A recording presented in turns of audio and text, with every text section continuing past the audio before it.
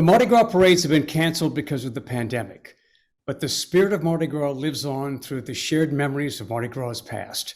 Hi, I'm Scoot. And for those people who were born here and don't live here every day, man, those memories are important every year, especially this year when we're missing the parades. Native New Orleanian and weekend host of Fox News, Arthel Neville, joins me. Arthel, welcome.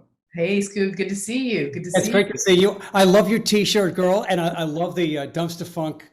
Got to represent the fam. What can I say? And tips. What's really fascinating about you, among other things, is that your name Neville, that means a lot, but not necessarily in broadcasting and journalism. And you really, in spite of having a very famous name, you made it on your own. Thank you. And you're right. It's so funny. Just, I believe, Saturday, this person tweeted me and Uncle Aaron and said, wait a minute, I just put two and two together. You're part of that talented family from New Orleans. I love y'all, she said. And so I thought it was very funny. But yes, I'm very proud of my family, of course, and everything that my dad and my uncles have done, and the legacy that lives on. And of course, my brother and my cousins and everybody, Charmaine, Ivan, Ian, and everybody else who's doing their thing musically. But yeah, I'm kind of proud that I created my own little path, and I found my own little niche, as they say. So, and you got a lot of support from your mom. oh yeah, my mom definitely lots of support. I mean, she honestly, because like when I grew up, the meters were just kind of getting started. So I mean, it was great though. I mean, geez, you got to get me back on for some of those memories, because I got some fun meter story, early meters memories for you. But so when that started, things were not, all fantastic and money wasn't flowing in. So my mom said, okay, you, young lady, are going to get an education. So she kind of steered me away from music. So there you go. It worked out. So I'm all right. Yeah, but it seems like it's something that you really enjoyed, because I mean, you have musical talent, but you enjoyed writing. You enjoyed this Right. idea of writing and journalism. That's what I've always done. And unfortunately, Katrina took all my stuff, but I would write anytime I was, I had something on my mind. I would go and start writing poetry and draw and doodle around it. So that writing has always been, my thing and my passion. And so, yeah, that worked out. But, and I remember, I guess I was around 9 and I wrote a play this is a funny story. I wrote a play, full on play for me and my cousin. Nine? For my cousin Ernestine and Terry. We always hung out, the three of us. And then I wrote a play, and then I realized I didn't have a part for my best friend Thea.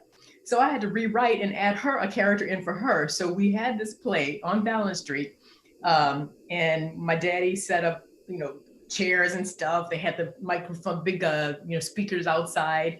And now, mind you, it was a picket fence, but we closed the fence and locked it, and we charged admission. And they came in. I'm like, y'all could just see this through the fence, but okay, you're gonna pay. And they did.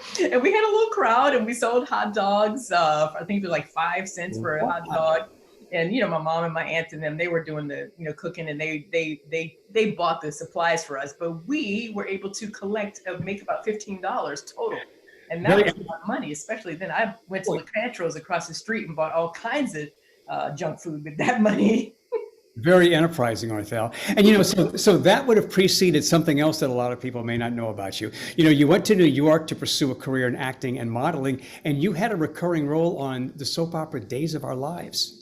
I did. And actually, the timeline is that when I was in New York, so I had gone to Xavier University 1 year for pre-pharmacy, and I did really well, very proud of that. And I love all the science too. But I thought I wanted to try my hand at acting and modeling. So I went to New York, as you said, and I got a part on All My Children. And that was back in the days of Jesse and Angie, and everybody who knows that show, they know that was a big storyline. And I was down to 3 people for the part of Angie. It was me, it was Debbie Morgan, who got it, fantastic actress, of course, and then also Casey Lemons, who is a phenomenal director. So it got down to 3 of us, but I lost to, I was in pretty good company, considering that was my first venture into some kind of professional acting. And so Yeah, so there's that. And then I did work on Days of Our Lives years later. And I also worked on, Girlfriends and Fresh Prince of Bel-Air. Um, I know I'm leaving something out, but that's what I can remember right this second. So I'm going to go with that one. Okay, so Art was your Oh, dad. Living Single, Living Single. Yes. Art was your dad. Yeah, Aaron, my dad. your uncle. So tell us a little bit about like growing up. I mean, were you like dancing all the time? Oh yeah. Oh yeah, that's what I told you. I mean, music was always, always, always in the house. And obviously because of my dad and my mom, they were together obviously when I was younger. She loves music too. So there is always music in the house. And I love that. And yeah, and going to see my daddy and them when they would play up at Tulane University, like on a bunch of in front, I don't know the building. I was too young to know what the building was, but I just know there was a bunch of steps. And yeah, always dancing. And my cousins Ernestine and Terry, we would make up dances. And of course we had to, there's I guess there's performer's blood in running through our veins, because we would not just make up our dances and do it inside. We would go on the front porch nonetheless, where everybody's passing by so they can see what we were doing. What can I say? But a lot of fun, a lot of fun. So yeah, and no, music is very, very important to me, and I love, love, love, love music. And because of my dad, my daddy introduced me to all kinds of music, so different genres. So not just his music, but I came to love and learn about Joni Mitchell at a really young age, and I came to love country music, and it just didn't matter. I just love all genres of music till this day. So share a fun meter story with us. Well, first of all, my daddy's B3 Hammond, which y'all have come to know at the gigs and stuff, that sat in our living room. We moved the furniture around to accommodate that. So that's one thing. And then also another thing is, the meters, I went to St. Stephen Elementary School on Napoleon in uptown. So the meters played in our yard one time. It was like kind of bring your daddy to school day. So I did. And George and Leo and Zig came along and they played for us. And so that's a fun story. And they made all the kids, we drew thank you notes to dear Mr. Neville, thank you so much. And they drew all these funny looking, but cute and thoughtful cartoon, drawings of my daddy and them. Unfortunately, Katrina, she decided she wanted that too. But anyway, so there you go. Yeah. So before we get to your Mardi Gras memory, let's just talk a little bit about some of the trails that you have blazed. I mean, you were a first African American reporter on a TV station in Austin, and you've been at the forefront of being there and blazing some trails.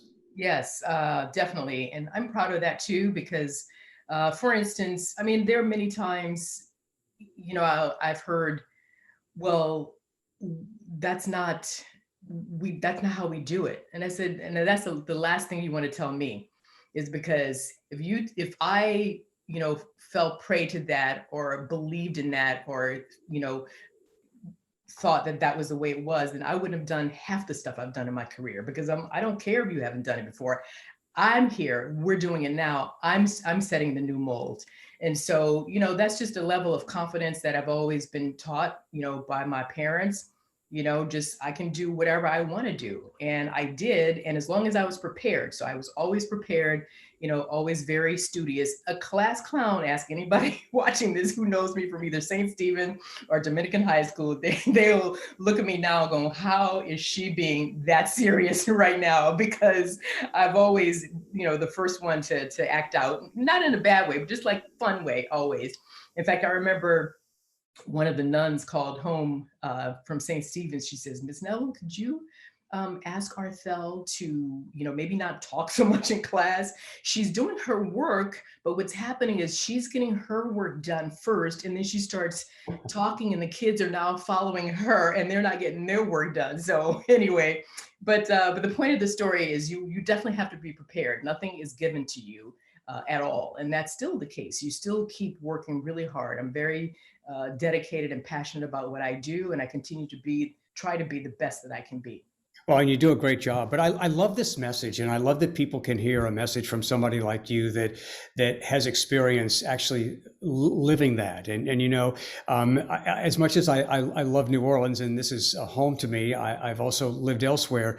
But there's a tendency here and even elsewhere to say, well, that's not the way we do it. Well, you know what? It's okay to do it a different way sometimes. Yeah. And I respect you for that. Thank you. You also did a lot on entertainment. Yeah. You've done a lot of interviews. So what's a question that you would like an interviewer to ask you? Well, first, let me think about that. But let me tell you, you're going to have various segments, Scoot. We wanted to talk Mardi Gras, but you're talking, so I'm talking. I will tell you a fun story. So I heard that they were looking for someone to do all these celebrity interviews. And someone called me who had worked with me in news before. And I said, okay. And they needed me to send an audition tape, which was a 2-camera, that's the way my show is done, 2 cameras with the celebrity. And so, well, I couldn't do my daddy and them because that was just too easy. They would think, well, sure, you can interview your dad and your uncles. So I called Mr. Ellis, Mr. Marcellus, and I told him what I was doing. And I said, hey, would you mind if I come over and I can set up a camera and et cetera? And he says, no problem. So that is the interview that I sent in as my audition tape for E. And so that's it. When you think about questions, and I mean, I do this when I interview people as well. You think about questions, and then I always thought it would be interesting to ask somebody who does a lot of interviewing like you. What's something that you would want somebody to ask you? Well, I mean, first of all, I will say that you're asking great questions. So I don't have any question that in particular that maybe has never been asked. That I have a couple still to come, but let's get to the Mardi Gras memory. Okay. First of all, being away from New Orleans, but being born here, this time of year, no matter where you are, you feel it. You see Mardi Gras on the calendar, and if you're in another city, yeah, maybe there's a bar having a Mardi Gras, a carnival, or a Fat Tuesday party, but you know what it means to be in New Orleans, and what Mardi Gras means. So it's hard for you to be away this time of year. Yeah, it is. I mean, and in fact, if we were having a Mardi Gras, I would be there. I was there last year. I was Sister Houdat last year. I was Sister Houdat, and I had it going on. Okay, I had a nun's little uniform on, and I was Sister Houdat. So there you go. That was last year. But no, so I love Mardi Gras. I mean, I love it. And you're right. It sometimes I can't make it home for it, but usually when I can, I do. And I'm out there running behind the floats, trying to get somebody's attention to catch the beads, try to get as many beads as I possibly can, that I'm weighed down.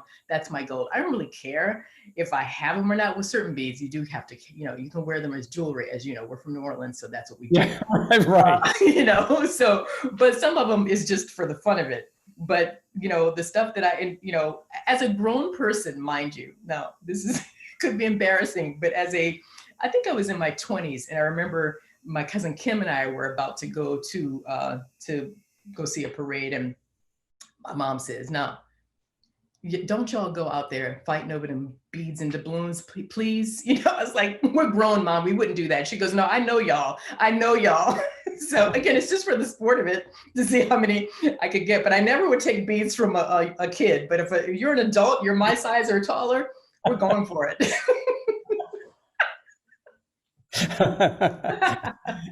I know, because there is this competition there at the moment. Yes. Yeah. But one of my other favorite things to do is, I know you've had one of those candy apples, the man with the cart, the basket, as I call it, is riding around, man. You grab one of those, and while it's still wrapped, you take it and you knock it on the asphalt, just hit it on the street to get it cracked just right. So when you bite into it, you don't hurt your teeth, and then it's just right. And you see what I'm saying? You can get the right amount of bite going. That's how you do it. You can't bite into it, you'll break your teeth. I would bite into it, and it's a wonder that I didn't break break Yeah. teeth. But that's really brilliant. I mean, it makes me want to go get one right now. Because they're the juiciest apples around. I don't know what they put in those apples, but those things are juicy, Oh, delicious. and the red candy on the outside, but that would be perfect to smash it up a little bit and then eat it in chunks. All right, what's an embarrassing Mardi Gras moment for you? Okay, I got one. Oh my gosh. So my friend Ann Salzer was riding on one of the truck floats. All right, so my friend Ann Salzer, she was riding on one of the truck floats, right? And Mhm. I knew where she was. She was on the neutral ground side, so I was watching, waiting for her. So I knew she was coming, and then so I knew she would have a little something for me by way of libation. So I held up one of my plastic cups that I had caught. I'm like, Ann, it's me. So she poured me something. Then I saw another friend at another truck, poured it in. So now, I'm a lightweight, I'll say. So by now I'm pretty having a good time. I'm a little lit by now. All right. So then after that, we were going to meet Anne at her uncle's house. But before that, on the way there, I was hungry, very hungry. So I told my mom, I said, Mom, stop. I didn't have any cash that day for whatever reason. I had no cash on us. I said, Mom, just go to the Popeyes, the one at Earhart in Carrollton. I said, go by that Popeyes, just drive through. Just let me get a couple of wings. She goes, you don't have any money. I said, Mom, they know me. I said, I can get them to give me some wings and I'll tell them that I will come back Tuesday to pay you. And she says, girl, I am not taking you to Popeyes. You will not embarrass yourself or me. Get in this car and let's just keep going. Sit down and we're going to keep going. Your mom must have thought you were crazy. Like, well, let's just go get it and then we'll pay him Tuesday. She knows I'm crazy. That's why she wouldn't let me do it. All right, what's something about Arthel Neville that people don't know that you'd like them to know about you? Well, if you know me, you know that uh, I'm very playful. So as serious as I am, I'm just as playful, and I like to act silly and just have a good time and laugh. And the other thing is that I just really care about people, and I have deep compassion for people. And I don't care what you look like, who you date, what color your hair is, how you pray. I don't care.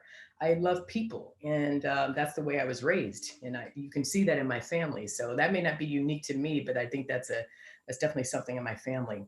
Well, you've also talked about like your birthday parties were just like a rainbow coalition. Yeah, yeah. And so okay, my bangs just went crazy. It's always that's the way I was, the way I was raised, and I'm sure it's has a lot to do with the fact that my dad, my uncles were in music, and music brings people together. So I have always seen just a mosaic of complexions around, and that's what I embrace. I did then, and I continue to today. When I watch you now on Fox News Channel on weekends, I'm going to think about that silly side of you. And I'm going to wish that I could somehow be in the background talking while you're doing your work to disrupt you like you did with those kids in school.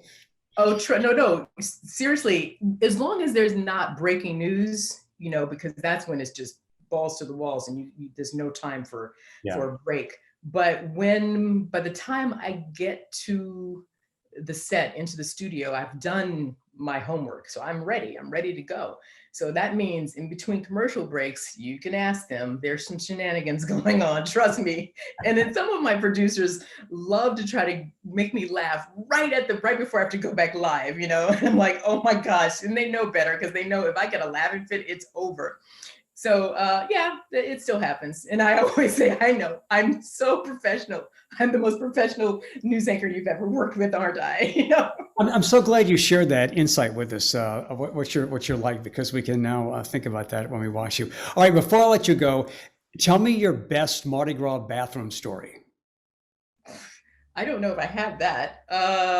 I don't know. Because it's, just finding a place to go, it's always difficult, and a lot of people have, like Oh, I got it's one. tough. This was during high school, and I was usually at St. Mary's Dominican High School. That's where I went, Dominican. And normally I played sports, but I had to get on the Debs one year so I could march in the parade, because that just had to happen. So I did. And this parade, I forgot, it must have been Endymion. And for whatever reason, it started out in the east. We were lining up in the east, believe it or not, on Dowman Road. And I needed to go to the bathroom before we even started.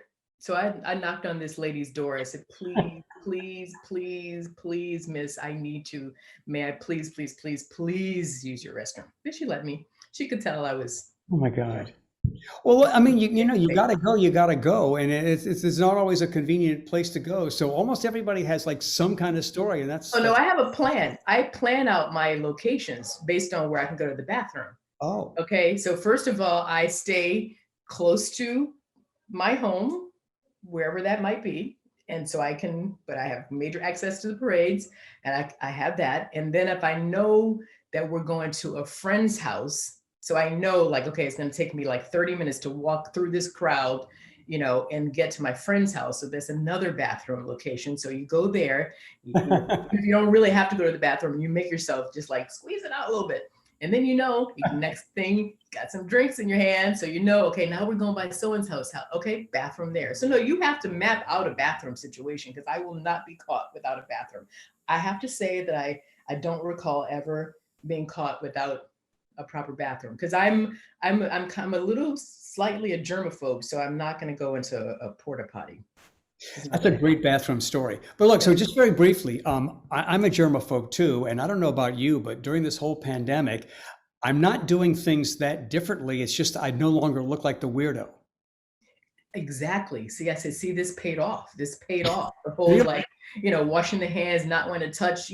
I'm not that crazy, but I like, for instance, I will say that I was, how those in Times Square, how they have those people dressed like the Muppets or various. Yeah.